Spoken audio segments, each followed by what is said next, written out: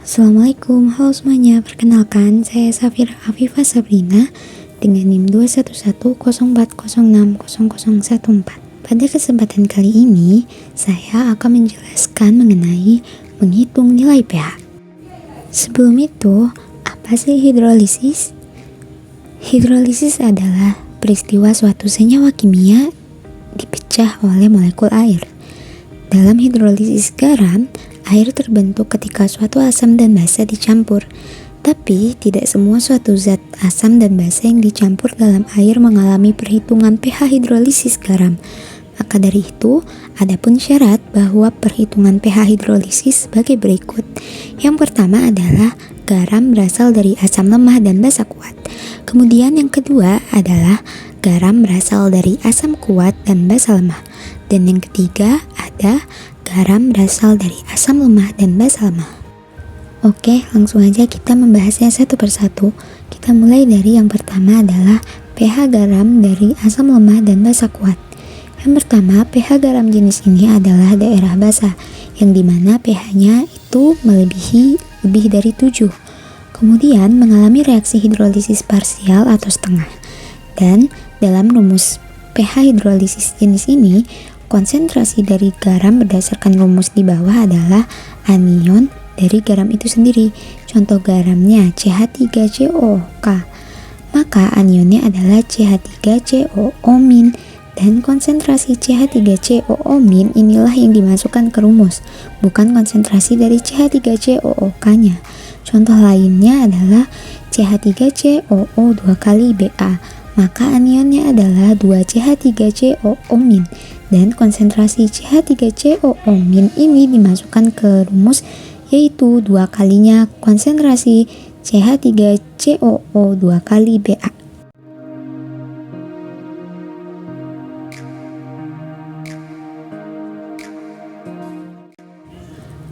Selanjutnya adalah pH garam dari asam kuat dan basa lemah, yang dimana pH garam jenis ini adalah daerah asam dengan pH kurang dari 7, kemudian mengalami reaksi hidrolisis parsial atau setengah. Dan dalam rumus pH hidrolisis jenis ini, konsentrasi yang dimasukkan ke rumus adalah konsentrasi kation dari garam itu sendiri. Sebagai contohnya, garam AlCl3 kationnya adalah Al3+, maka konsentrasi yang dimasukkan adalah konsentrasi Al3+, bukan konsentrasi AlCl3. Contoh lainnya adalah garam Al2SO4 3 kali, kationnya adalah ion 2Al3+, maka konsentrasi yang dimasukkan ke rumus adalah konsentrasi Al3+, yaitu 2 kalinya dari konsentrasi Al2SO4 3 kali.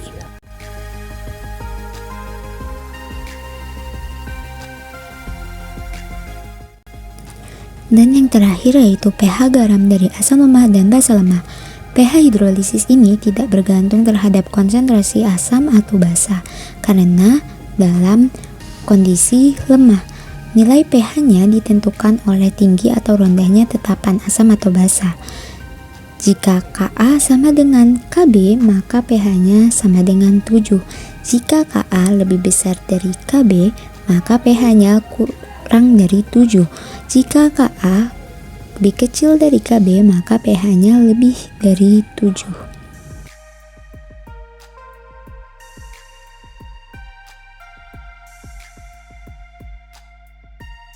Oke semuanya, karena tadi kita sudah membahas mengenai materinya satu persatu, gimana sih cara perhitungan mencari garam ini, itu, dan lain-lainnya, maka kurang afdol nggak sih kalau kita nggak mencoba untuk mengerjakan contoh soalnya. Jadi di sini kakak sudah mempersiapkan satu soal yang akan kita kerjakan bersama-sama. Oke, kita langsung aja kali ya. Mari kita kerjakan bersama-sama.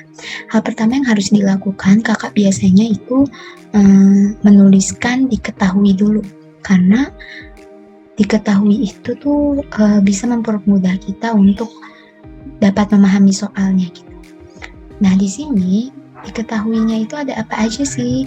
Oh, di sini diketahuinya itu konsentrasi dari larutan garamnya. Larutan garam KX-nya yaitu 0,01 molar. Jadi kita tulis konsentrasi dari KX-nya itu 0,01 molar. Kemudian apalagi yang diketahui? Oh, di sini ada yang diketahui itu pH-nya. Maka kita tulis pH-nya itu sama dengan 9. Kemudian apalagi yang diketahui? Apakah ada? Oh tidak, ternyata yang diketahui di soal ini sudah hanya 2 ini doang. Jika sudah nulis diketahui, maka kita tulis nih. Ditanya. Apa sih yang ditanyakan pada soal ini? Apa sih yang mau kita cari? Kita baca. Oh ternyata yang dicari adalah harga dari Ka-nya. Harga dari Ka asam HX-nya. Jadi kita tulis di sini ditanya yaitu Ka. Oke, jika kita melihat dari materi-materi yang telah kita pelajari tadi, pasti hal yang dilakukan pertama adalah mencari konsentrasi dari OH minyak, yaitu dengan rumus akar KW per Ka dikali konsentrasi garamnya. Nah, tapi di sini jika kita lihat yang ditanyakan adalah Ka. Yang ditanyakan adalah Ka. Kemudian kita tidak tahu OH-nya. Konsentrasi dari OH-nya itu berapa? Kita nggak tahu. Nah, jadi apa yang harus kita lakukan? Yang harus kita lakukan adalah kita lihat nih diketahuinya. Wah, ini tuh sangat penting bukan diketahui. Dari diketahui, kita lihat, wah sudah ketemu pH-nya ternyata. Jika sudah ketemu pH-nya, maka kita gampang. Berarti kita tinggal mundur alurnya. Dari pH bisa ketemu nanti pOH, ketemu pOH kita bisa nemu OH-. Jika sudah ketemu OH-, maka selanjutnya kita bisa menemukan Ka-nya seperti itu. Jadi ini salah satu fungsi dari ditulisnya diketahui agar mempermudah kita dalam memahami soalnya gitu. Oke, karena sudah seperti itu, kita sudah tahu nih apa aja yang harus kita lakukan, maka yuk kita langsung saja. Sebentar, kakak hapus dulu. Oke, langsung kita tulis jawab.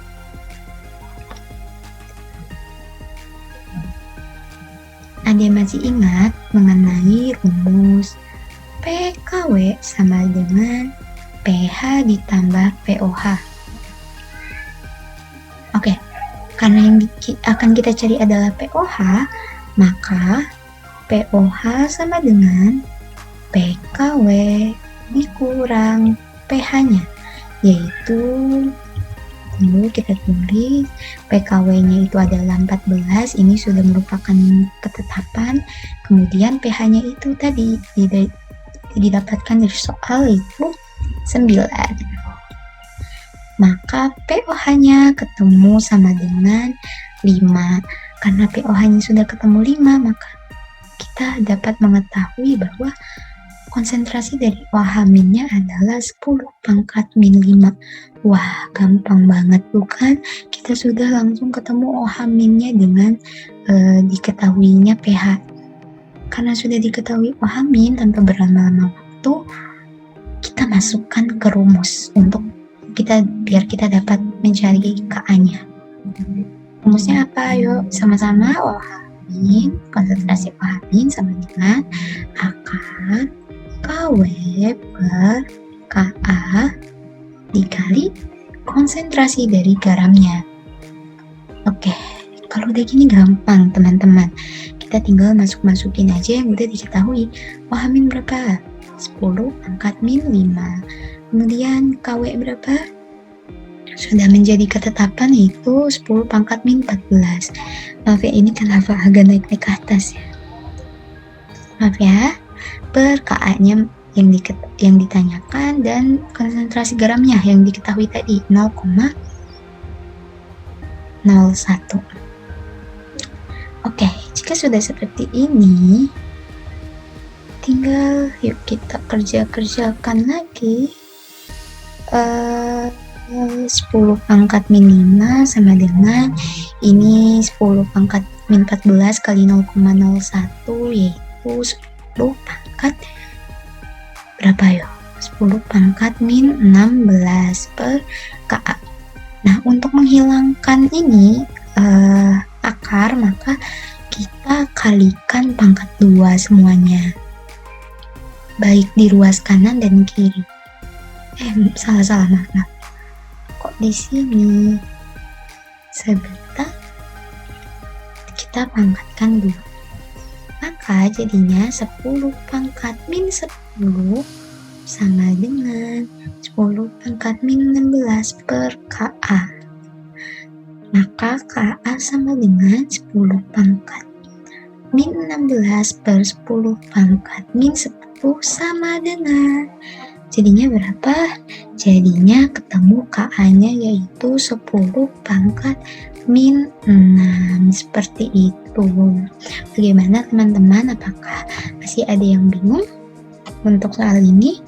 Mungkin bisa nanti dituliskan di kolom komentar di bawah jika masih ada yang bingung mengenai soal yang pertama ini.